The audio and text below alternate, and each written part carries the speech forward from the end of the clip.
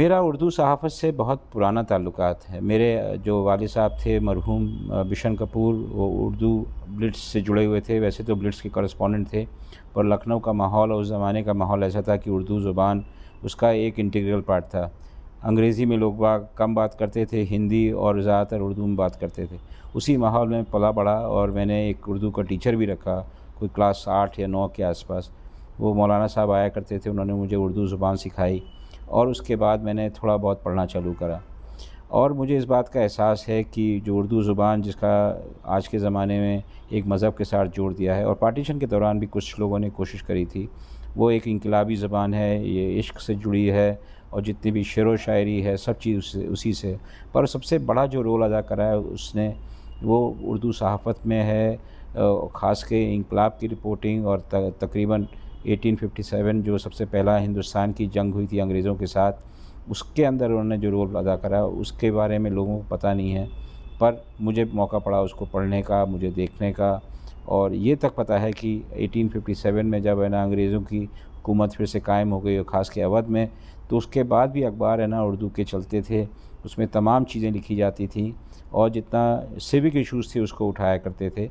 और ऐसे-ऐसे मुद्दों पे ना बात होती थी जो कि आज की तारीख़ में ऐसा लगेगा कि कंटेम्प्रेरी हैं, पर ये सब 1857 में हो रहा था। तो मेरा कहने का मतलब है कि ये जो उर्दू ज़ुबान है, ये अपने आप में एक इनकलाबी, एक सहाफ़ी के लिए एक मज़बूत वेपन है और इसको आगे चलना चाहिए।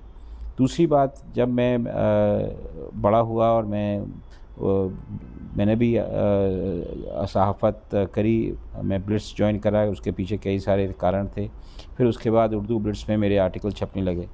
जब भी मैं चुनाव के दौरान या कभी और दिल्ली के बाहर जाया करता था और ऐसे इलाकों में जाया करता था जहाँ पे लोग बाग उर्दू ज़ुबान पढ़ते थे, बोलते थे।